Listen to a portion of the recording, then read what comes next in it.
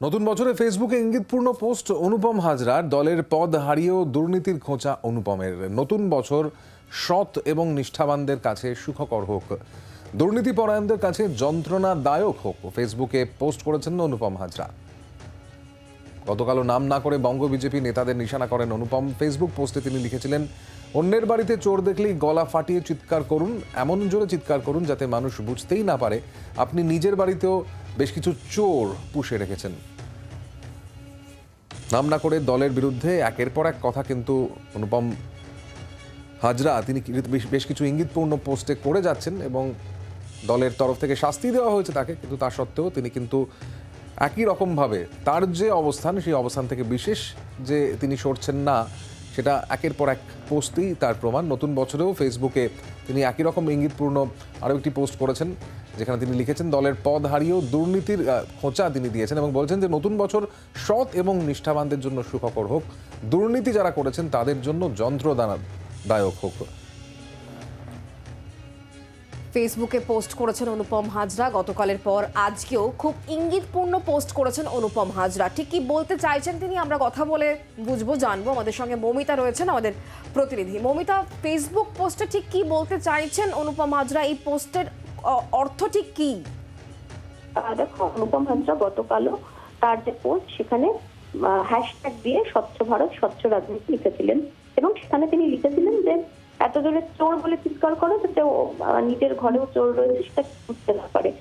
আজকে সেই ধরনেরই একটি পোস্ট, যেখানে তিনি 2024-এর নতুন বছরের শুভেচ্ছা জানিয়ে লিখেছেন যে নতুন বছর সৎ এবং নিষ্ঠাবানদের কাছেই সুখকর হোক, অসৎ এবং দুর্নীতি পরায়ণদের কাছে যন্ত্রণাদায়ক হোক।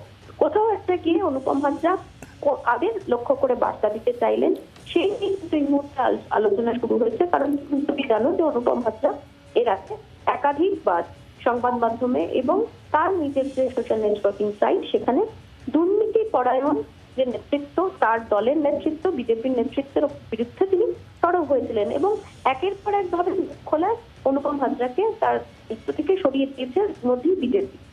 আবারও নতুন বছর গতকাল শেষের দিন এবং নতুন বছরের শুরুর দিন সকাল সকাল অনুপম হাজরার এই পোস্ট খুব ইঙ্গিতপূর্ণ এবং তিনি যে কোথাও গিয়ে আবারও তার দলেরই একটা অংশকে ইঙ্গিত করতে চাইছেন তা নতুন করে বলার অপেক্ষা রাখে না।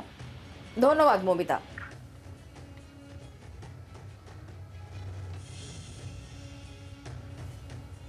অনুপম হাজরা তার পোস্ট আগে গতকালও তিনি পোস্ট করেছেন এবং তার এই পোস্টগুলো খুবই ইঙ্গিতপূর্ণ। কাকে লক্ষ্য করে বা কাদের উদ্দেশ্যে তিনি এই পোস্ট করছেন তা নিয়ে ইতিমধ্যেই কিন্তু জোর চর্চা এবং আলোচনা শুরু হয়েছে।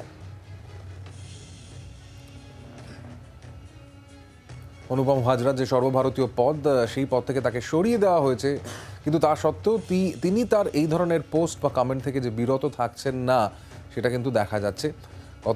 গতকালও আমরা দেখেছিলাম এবং আজকেও একই রকমভাবে ইঙ্গিতপূর্ণ আরও একটি পোস্ট অনুপম হাজরার।